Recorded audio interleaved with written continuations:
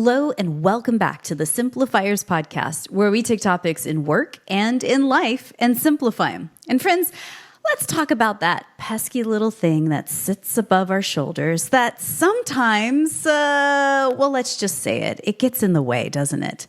It's our thinking patterns, the things that keep us stuck sometimes when we know we want to go from point A to point B, but for whatever reason, we don't seem to get there.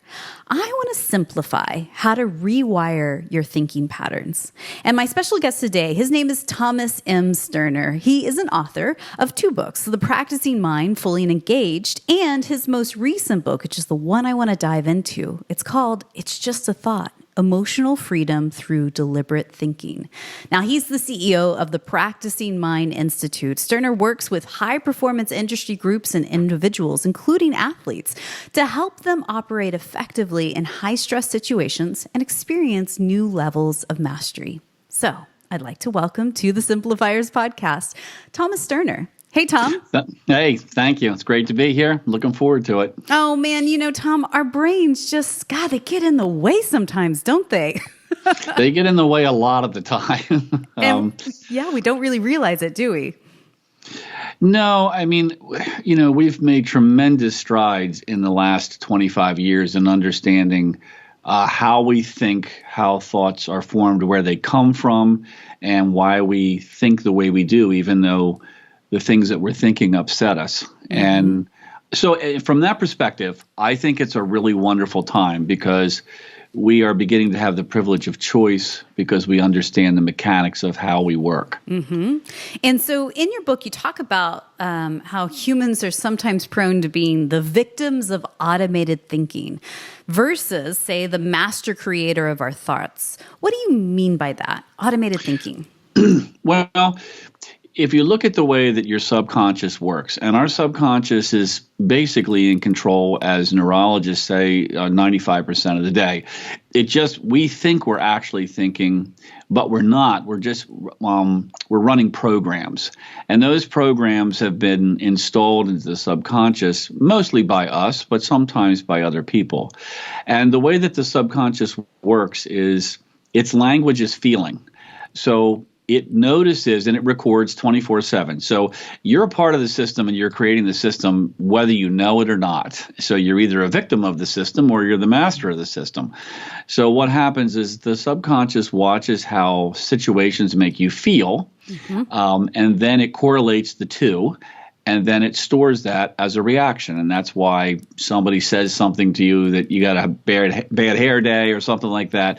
The reaction that you have to that, the hurt feelings or whatever, is something that is automated. It's fired off because your subconscious thinks that this is how you want to feel when that comment is made. And because you are what I would say being thought, or in your thoughts, you just experience the emotional content of that thought. And once you understand that system, then the next step is really to learn how to get out of it because it's a system that's running all the time. So in order for you to be able to change it, you have to first learn how to get out of the loop so that you can be the observer of what your reactions are. And then you have the privilege of making a choice and saying, this doesn't serve my happiness. I don't like the way this makes me feel, so I'm going to reprogram. And isn't it true that we've interviewed quite a few people here on the podcast about talking about this topic, and I love diving into it because it truly is fascinating. But isn't it true that your subconscious is trying to keep you safe? Right? It notices, things that are triggering or, scary moments where you're about to leap off a cliff, metaphorically. And it's just trying to keep you safe. And so that's what those automations are, right? Well, yes and no. The subconscious doesn't think at all. It's not a critical thinker. It doesn't have a sense of humor. When it records something, it doesn't say, I don't think they really want this, so I'll tweak it. It doesn't do that. It's a very accurate recording system, and it assumes that what you are feeling is the truth. It always assumes that it's the truth. It doesn't question it.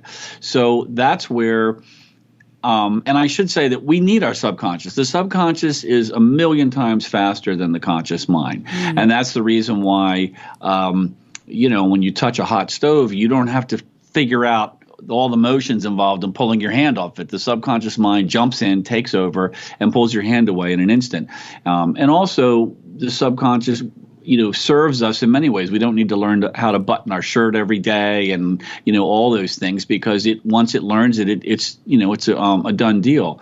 The problem is when it is in control and we aren't, because we are not our subconscious. We are outside of it. Our consciousness is outside of that. The problem with these words is that they're labels for aspects of our mind, but they're really talking about, we're really talking about ourselves overall. And who we really are is the one outside of the thinking, the one that is observing the thinking, unless we are operating in a mode where we are actually constructing our thoughts. We're deliberately thinking. That's what I mean by deliberately thinking. And they're two different places. And unfortunately, as I said early on, we spend, it's pretty well documented that we spend, 95% of our time not actually deliberately thinking. Right, because we're on autopilot. Because, I don't have to think about breathing. I don't have to think about walking or driving a car. It's so, automatic, right? Mm-hmm. Yeah. And that serves us. That's, why we can drive in a car and have a conversation, because that skill is learned, and then it is put on automation. But so is the way we react to stress. So is the way we react to someone that says something to us, or a situation when we feel nervous about a situation. What we have to understand is we are not nervous. We're having a nervous thought, and we are in the emotional content of the emotional thought. But we are outside of that, but we don't experience it that way, because up until recently, we didn't even know that was possible. So let's go a little bit deeper there, because I think this is really interesting. I talk about it as like zooming out from your situation, because I think when you get zoomed in and you're just all in your feels and it's like, oh, it just feels so intense. Can you kind of tell us more about and how we can understand the language of our subconscious thoughts? Well, the language, as I said earlier, the language, what the subconscious does is it looks at the feelings. It doesn't really pay much attention to the words. So, and that's why, you can say in a situation, oh, I'm not nervous, but the subconscious isn't paying attention to that. It's looking at how do you feel? Right. And if you feel nervous, that's what it's looking at. And that's the language that it is going to use to formulate the reaction in the future to the situation. So, you can't fake it out. And so that's why I said, you have got to get in a position where you're outside of that. Now, how do you do that? Yeah. The only way you can do that is to have some sort of a very minor, I call it thought awareness training. It's, that's a label, but meditation is another way of looking at it. But you really need to spend about just like 10 minutes a day working on sitting quiet. And I usually have people watch their breath. They close their eyes, and just for 10 minutes, I tell them, I give them a recording of an ocean background waves just to kind of block everything outside. And I just tell them, look, I just want you to sit there and watch your body breathe. Now, the mind doesn't like that because it's really boring. So it only takes it 10 seconds or so before it says, well, you can do this, but I'm going to go think about what we need at the grocery store. And it takes off. And then you go with it because you have always gone with it and you don't even know you've gone with it. And then what will happen is there'll be a magic moment when you wake up and realize that you aren't paying attention to your mind isn't paying attention to your breathing. And that is where people fall down in meditation practices, because they think that when they're waking up a lot, because their mind is always running off, that they're a failure at meditation. But in the context of what we're doing here, that is a magic moment, because when you wake up, that is when you leave the thought and become the observer of the thought. And so now you're anchored in the observer, the noticer of what the mind is doing, which is where you want to live as much of the time as you can. And then when you pull your mind back, you direct it back onto your watching your breath, you're strengthening your will. So there's a cycle there that it goes through. And that impacts your entire life, because when your subconscious fires off a reaction to a situation, you will notice Isn't this interesting? This is what I told my subconscious that I wanted to feel in this situation. I'm not feeling this. My subconscious thinks this is what I want to feel. So it's sending off this information, and now I'm feeling it. Yeah. So I think this is one of those things that I need to reprogram, because this isn't serving my happiness. But you don't get that option. You don't get that opportunity if you are in the thought. And the only way to get out of that is to learn. What I tell people is what we're trying for here is not some sort of even though it's transformational, we're not looking for some sort of a spiritual transformational experience. What we're looking for is an awareness of what our mind is doing without our permission. Yeah. And it does a lot without our permission. And for most people, I had a thing with high school kids one time where I told them we were going to, it was like an auditorium. I said, we're just going to sit and stop thinking for 2 minutes. I want you to just close your mind and stop thinking. And I knew that they couldn't do that, but they didn't know that they couldn't do that. And their minds were hyperactive because of their cell phones and everything else. And at the end of the 2 minutes, it was an epiphany for these young people. It was like they had no idea how much their mind controlled them instead of the other way around. And so I said to them, if you are telling your mind to stop thinking, so you're using your will and you're directing your mind to stop thinking, and your mind is saying, no, I'm going to do it anyway. Who's really in control during the day? Because it's not you.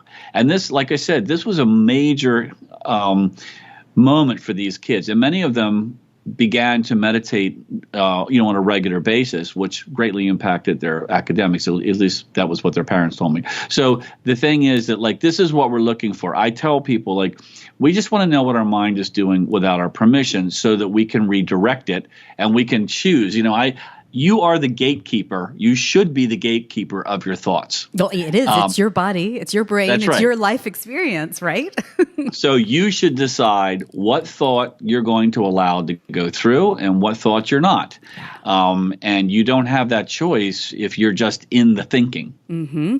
So you said something earlier, and I really want to take a deeper dive into it. Deliberate thinking. What is it, and why do you believe it gives us emotional freedom?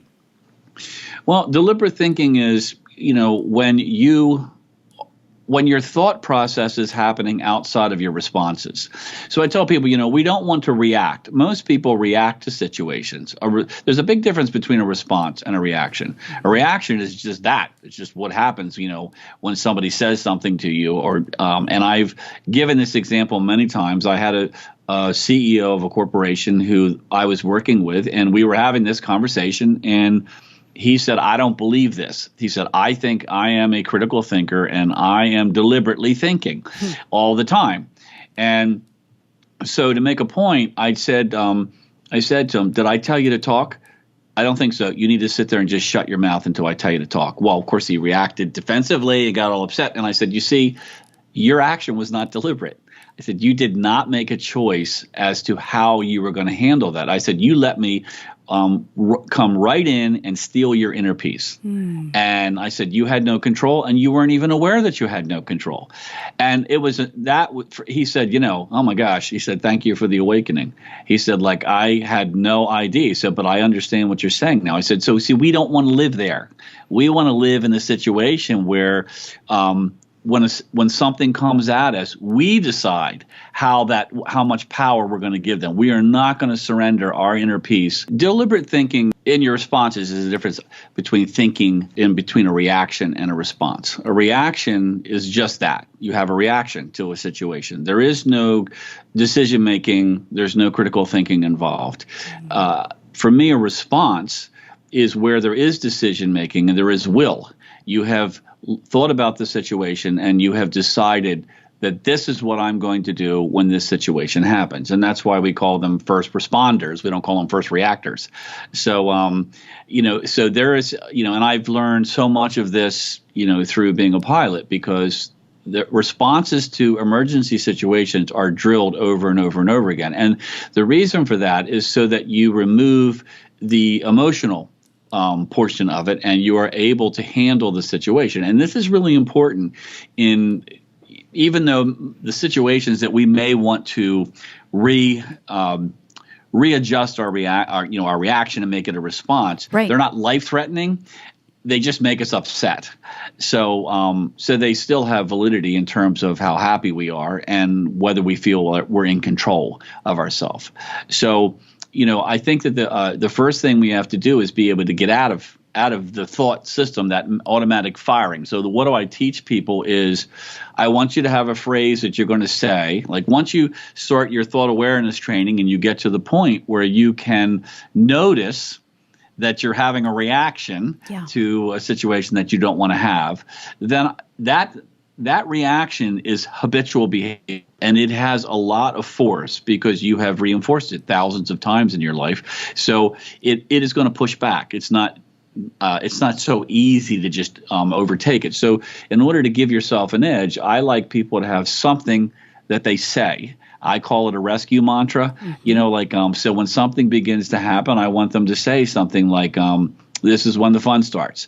Something like that they say to themselves so that they pull out of the emotional reaction to the situation. And now they basically cut off the flow of that. But then they have to have a target. They got to have something to go to as a procedure. And that is their response. And the response needs to be thought out ahead of time when you're not in the emotion of the situation. So we usually talk about, okay, well, if you could be anyone you wanted to be in this situation and you could actually make the thoughts and the reactions that you feel you would like to make in that situation, what does that look like? What I find is, for the most part, people don't have the faintest idea because they've never even thought of that. They've just been in the reaction. Yeah. So, and I imagine for my own sake, far from having this perfected at all, but I think that I've really started to become more aware of it. And that's step one, right? Awareness of what is happening, what is triggering you, and what causes that automatic response, where I like to call it like turning into a porcupine. Like you get really on the defense when somebody's coming out at you, right?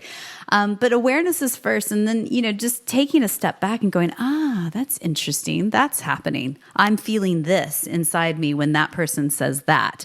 I really like that idea of a rescue mantra. Is there others that you can give us examples of? Oh, you mean other rescue mantras? Yeah. Well, I usually like them to be, it depends on your personality. If you're like a really competitive person, it would be game on, you're going down, whatever you need, to fire yourself up and saying I tell people, look, you cannot, what we're talking about here is a skill. Yeah. Deliberate thinking is a skill. Everything in life is a skill. You start from zero skill, and then you're on this line of mastery. So you have to accept the fact that when you start out, just like the first day of piano, you don't know anything. And you're at a very rudimentary level, and you progress through mastery, and you accept that where you're at is where you're supposed to be today. And you fall in love with the process of developing the skill. So, as you're doing that, when you can't execute what you're practicing unless you're in the situation you're trying to overcome. So you need to reinterpret when these situations show up. Once you're outside of them, you can interpret them as, this is what I've been waiting for. This is because you can stand in front of a mirror and sing all you want. But that, if you want to be comfortable singing in front of 500 people, sooner or later, you got to walk out on the stage. And when you do that the first time, it's going to be uncomfortable. And you just go, this is normal. I'm uncomfortable. This is normal. So it's not a judgment. It's just part of the process of getting comfortable. So, to me, I think that it's really important to understand that in order to progress in the skill of deliberate thinking, you have to know the mechanics. So you have to know what I like to do when this situation happens. And you can run through that in your head. And the brain, as far as the brain's concerned, it's actually happening. This is, one of the things they've learned is that, you can sit in a chair and close your eyes and envision this person that's a trigger, coming in and saying something to you, and you can see yourself responding in a certain way. And you do that, say, 10 times. As far as the brain, there is a value to that. The brain actually sees it. It will release hormones into your bloodstream and change your chemistry. So there are things that you can do. But to really move forward, you need the person to come into the room, and you need the person to push your buttons. And like I said, one of the things I say is interpretation will create your experience, which will then impact your performance. So if your interpretation when the person comes in is I'm mad because you said this, that's your interpretation, which is going to create your experience. You're going to be mad and your performance is going to plummet. But if your interpretation of I've been waiting for you to do this to me, and you're going down, and so I'm going to win this. And what are you winning? What you're winning is I am not going to surrender my inner peace to you. I'm not going to do that. I'm in control of that. I'm the gatekeeper. I will decide what really upsets me and what doesn't upset me. And so you have that option. And so, really, you should play with it. It should be something that you welcome when it happens instead of interpreting it as, this is the worst thing in the world. And I have found this to be true in virtually everything, because if you ask anybody about any situation, I've been through it all. I've been through divorce. I've lost people through cancer that I was really close to. And if you ask people in any situation, if you could be any person you want in that situation, can you define that? And if you can define it, then you want to be the master of that. And if you are the master of that, that's freedom. That's freedom because you decide what upsets you and what doesn't, instead of you just being basically a puppet to whatever's going on around you. And may I be so bold to ask, because I feel like humans, we desire some level of control and autonomy in our life. And then when we spin out of control or feel like we're spinning out, is when we feel like we don't have control. And so it seems like, by rewiring your thinking patterns and, creating these rescue mantras and really thinking about what is happening to you and how you interpret what's happening to you is giving back a little bit of that control or sense of control in your life. Is that what we're at? It gives you a lot of control. The first time that somebody, and I have seen this so many times with clients, the first time a situation, whether it's speaking up in a meeting at work, or being in a couple's counseling situation where one person is very intimidating to the other person, whatever it is, when you realize that you can be who you want to be, when you have that experience, it's very inspiring. And it also is a sense of, I want more of this. Because, I was who I wanted to be in that situation. I was not controlled by the other person. Yeah. And you stayed true to your core values. You stay true to who you really hang your hat on as your identity when you are, authentically yourself, right? Yes. I mean, doesn't everybody want to be a person who is not controlled by the environment outside of them? Sure. Like, you're really not a very free person if all somebody has to say is make a comment to you, and all of a sudden your mood plummets. I remember my older daughter one day came home from school. This is when she was in 7th grade, I think, and it was like 4:30 in the afternoon, and when she came in, I could tell she was down, and I said, "What's up?" And she said, "This girl made fun of my hair." And I said, "When was that?" And she said, "Like 8 o'clock this morning." And I said, do you realize I don't think that girl is still thinking about your hair now? I said, but you've been thinking about it all day. And we know that every time you have a thought, your blood chemistry changes.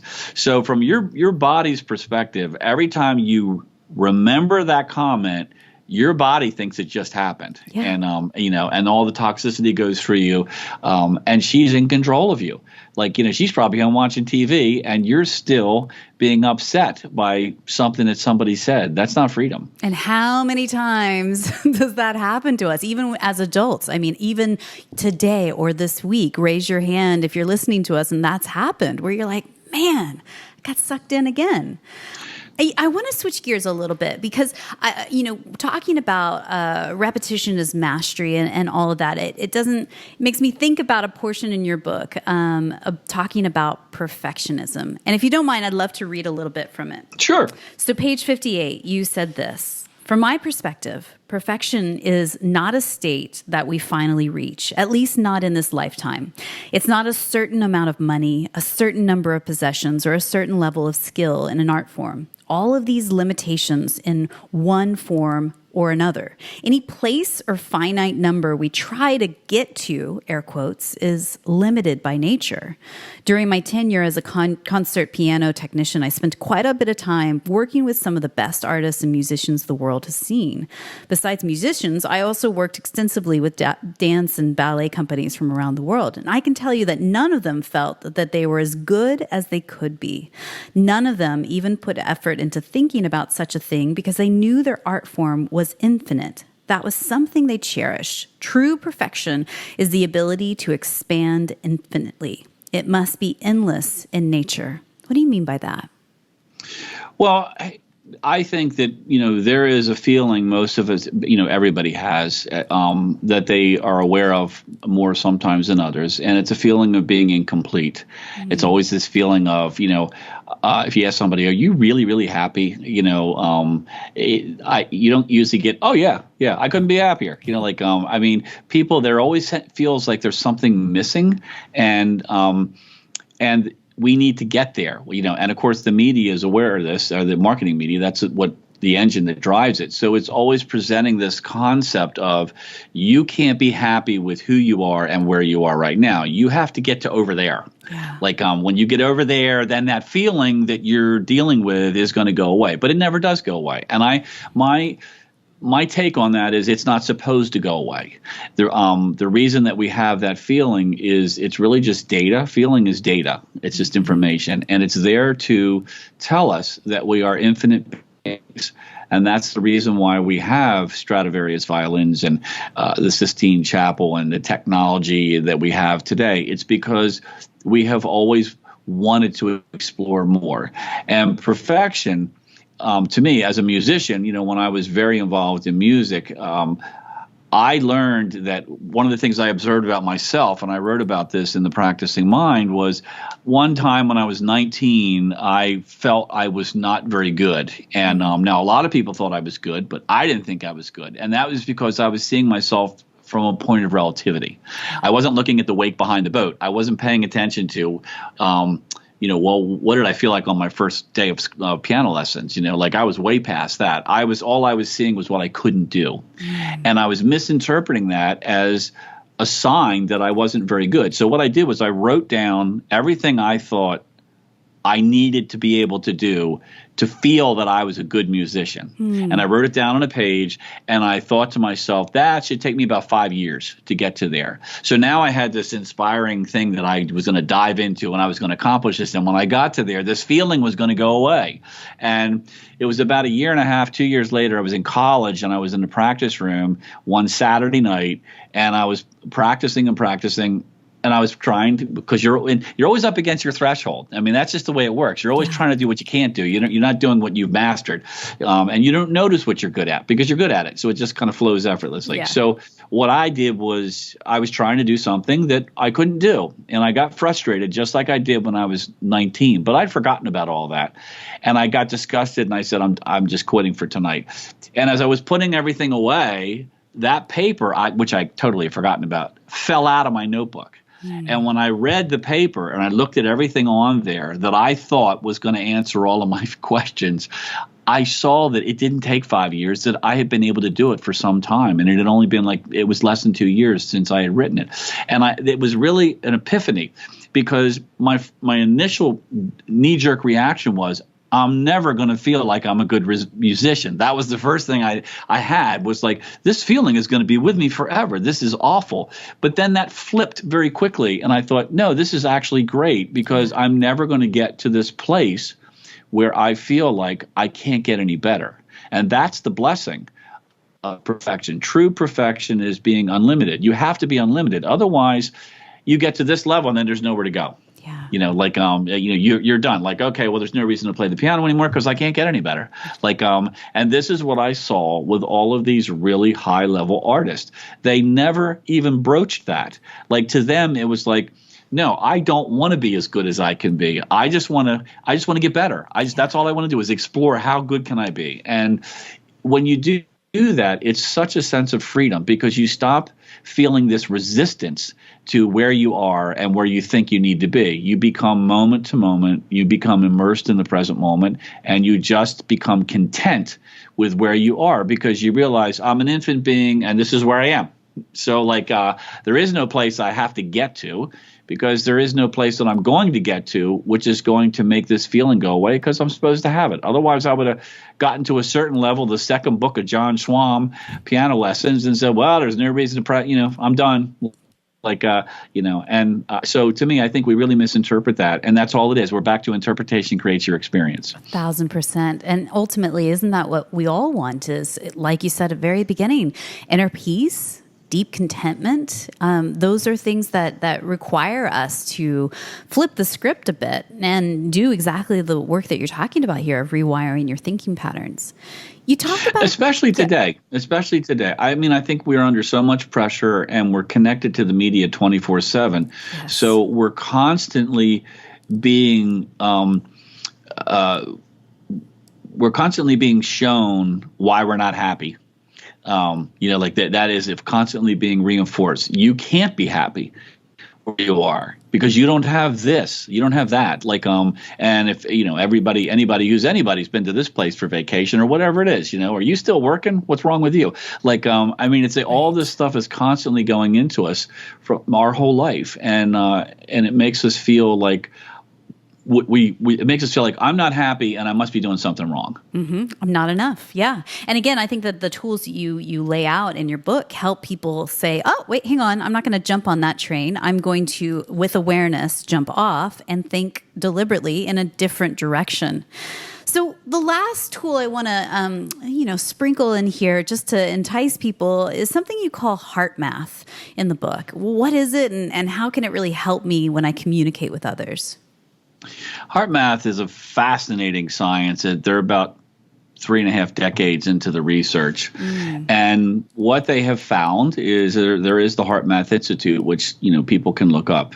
But what I think the major thing that they have found, the neurocardiologist found out, and I'm not sure of the exact date, but I'm guessing it was late 90s, early 2000s, is that our heart has the equivalent of a brain and a nervous system memory. And that if you look at the traffic, the communication traffic, your heart talks about 75 to 80% of the time to the brain, not the other way around. Actually, what the brain's role is fairly limited, like releasing hormones and monitoring blood pressure and things like that. But it depends on the heart to tell it what to do. And I think one of the most fascinating parts of it is that the heart produces enough electricity to run the body, that the body needs. But it's so strong in this electricity that it produces a field outside of us. And that field, I don't know that I think their ability to measure how far it goes is limited by the technology. But the field has information in it. And that information is who we are. It's who we are, how we feel about the person that's in front of us, how we feel about the situation we're in. There's all kinds of data in that field. And because our neurosystem is designed to receive that information, we receive that information from others. And so there can be a real disconnect because, as I said before, you can say whatever you want out of your mouth. It doesn't have to be the truth, but the heart never lies. The data that is embedded and encoded into this field is always the truth. So you can be in a situation where somebody is saying something, but something doesn't feel right. And that's because your heart is talking to their heart and it's receiving this information. And this is hard science. It's not like, hocus pocus stuff. This is just where we're getting to with science of consciousness and all this. And I think this is so amazing because, it shows us that, well, for one, we need to take responsibility for our thinking. Because what we're thinking, this energy it's electromagnetic energy, and the example that they give, it's just like your cell phone. Your cell phone puts out an electromagnetic wave, and in that wave, it's carrying your phone conversation, the texting that you're sending, the pictures that you're sending someone, and that's what our heart energy is doing. It's putting this energy out into the world, and if we're putting out fear and anger and you got 20 million or a billion people putting out fear and anger, that's impacting the consciousness of the whole world and the moods of the whole world. And so this is one of the reasons people ask me, why did I write this book? It's like, it's to understand that you do have control over what you think, and you need to take responsibility for that, because it's much bigger than you. It's where we're heading and what kind of a world we want our kids to have and the next generation, and how much we can control. I mean, they're doing all these experiments with pods around the world where they can actually get all these people to think peace in certain areas, and they can actually impact the consciousness of the people in that area. And this is like, again, it's peer-reviewed hard science. It's not like like something that hippies do in Costa Rica. So it's. But they may very well be doing this too. So the book is called "It's Just a Thought: Emotional Freedom Through Deliberate Thinking." Thomas, thank you so much for being here and sharing your wisdom. This book is available wherever books are sold, either online or your favorite local bookshop around the corner. So look for that online. And then also anything that we've talked about, any resources, you can find them online on our show notes at thesimplifierspodcast.com. Click there. You'll find all the links to all the good things, including where Thomas is at in social media, his website, and more. So, Tom, as we wrap up, I just got a couple of questions. And again, thank you so much for your time today. My first question for you is this. Is there one book or blog that you're reading these days that's either inspiring you or poking holes and challenging your belief system? That's a good question. I think probably the book that is a go-to, which is an old book, but it's my most favorite book is the Richard Bach's Jonathan Livingston Seagull. And the reason, and I have given that to CEOs, and they have said, man, that's a fantastic read. And it really is because it's a story of a seagull that realizes that the reason he has wings is to learn to fly and enjoy flying, not to just go get food. And it's a very profound story. And I remember when I first read it, it was required reading when I was in school. But I remember thinking, and I've read it many, many times, what this guy said in like 102 pages, which was the original one, was just so profound, to me. And so every now and then I pull that book out. I mean, I'm a voracious reader and I've read many, many books. But when you ask me a question like that, I would say the first book that comes to mind, which is one that probably had more impact on me in terms of getting me on this path, was that book. Excellent. We'll link that up in the show notes. Again, if you guys are curious about it, find it over at thesimplifierspodcast.com. So tell me, Tom, who's somebody in your network, somebody you know personally that you just feel is up to brilliant things out there in the world? We could shine a little spotlight on them. Who would you recommend? That's an easy one. Sam Caucci at One Huddle. He's the CEO of One Huddle. It's Caucci is his last name. Sam is an incredible human being, and I work with One Huddle. I work with our whole team, and I work with Sam, but I met him probably about a little over a year ago.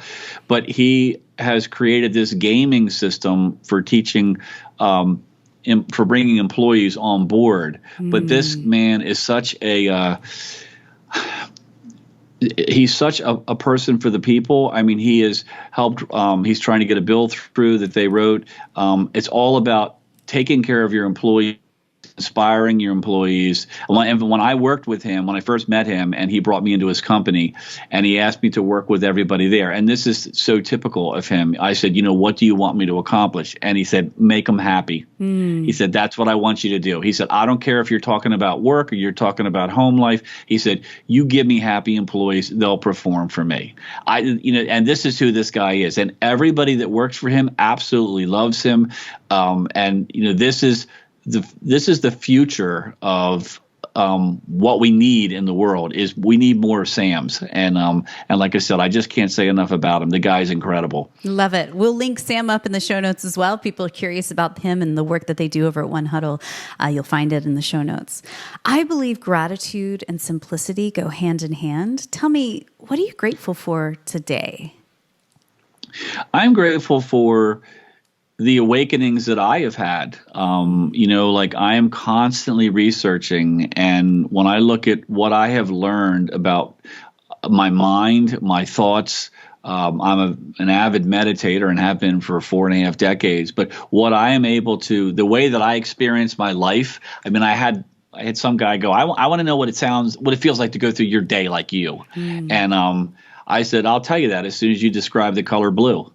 And, like for me, I really don't experience stress like I used to. I used to be a worrywart, and I used to get very attached to what could go wrong, and I'm so far away from that now. And I'm so grateful for all the people I work with. I work with so many people, and I was thinking about this morning. I get such sincere gratitude from these people on how I've changed their life, and I just don't see how you can beat that.